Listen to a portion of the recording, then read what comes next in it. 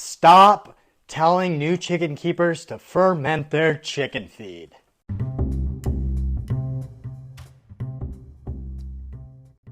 Welcome to Thinking Outside the Soil with your host, Shani Alfalfa Seed, where we get to talk story and touch on topics about hydroponics and the farmers who grow the crops and creatures we need to eat.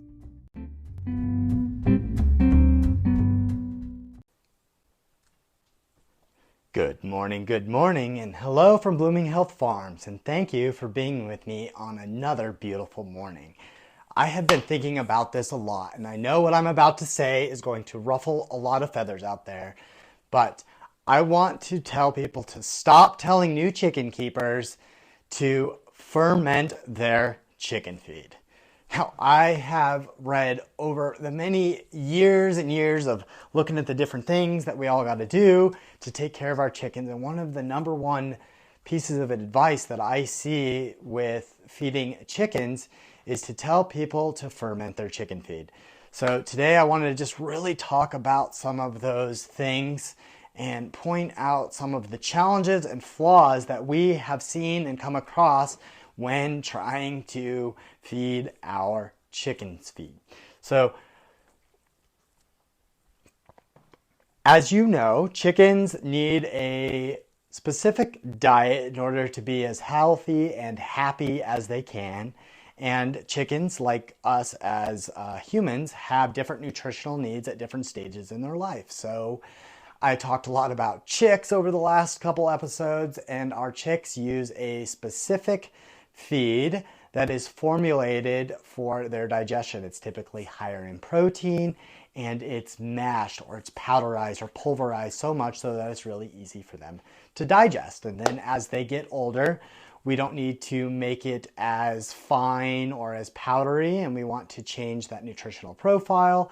So we introduce those chickens to a grower feed around the 5th week of their life up until they lay eggs, or up until we harvest them if they're meat birds. Now, if they're going to lay eggs, their nutritional needs change because they're making eggs.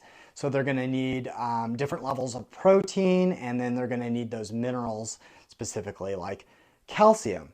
So those feeds that we get from the feed stores, the feeds like we make or that we resell from New Country Organics, have been pre-formulated to meet those chickens' specific needs.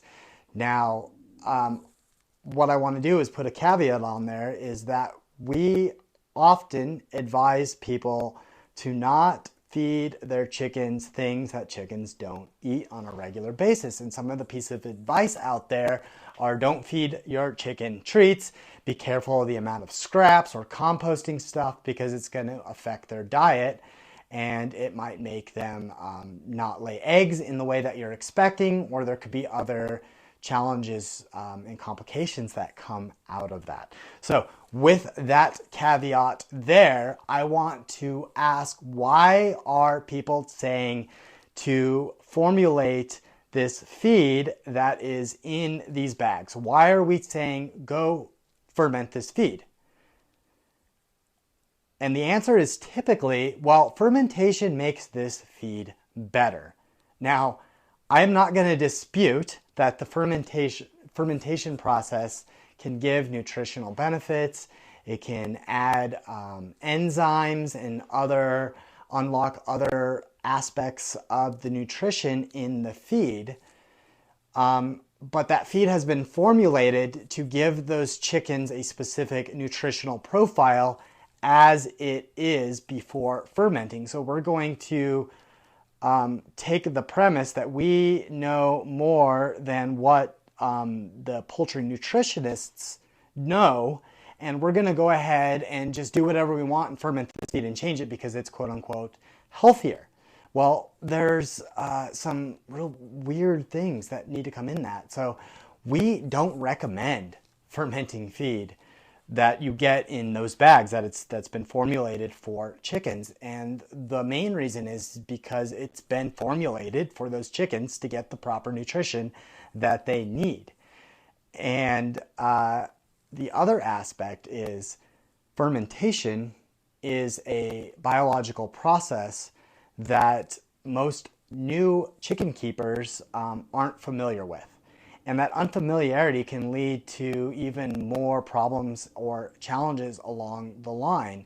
Now, if we improperly ferment things, we get pathogens. We get things that will make the animals sick or die. And specifically, we're interested in those toxins or those molds that can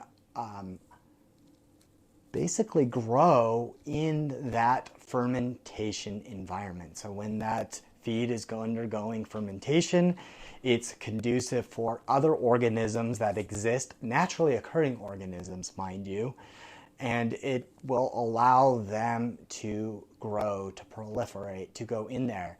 Now, if done properly, that fermentation process won't have any toxins. It's not going to have any problems. But the thing is that you've now changed that nutritional profile of that feed. Now, many people out there will say, well, yeah, Sean, I am fermenting my feed because it actually will allow that feed to stretch further. Meaning if I have a pound of feed and I ferment it, my chickens will be able to eat it longer than if I didn't ferment that. Well, that is an observation that is accurate. However, that chicken's likely not getting the needed nutrition over that same amount of time. Of course, it's of note to touch on why people are trying to ferment in the first place. And from what we understand, it's because they're trying to get more. So that is all I have for us today. If you've enjoyed this show or any of the previous episodes, be sure to come on back and have a listen in. So thank you for being with me on another episode of Thinking Outside the Soil. Take care and have a lovely day.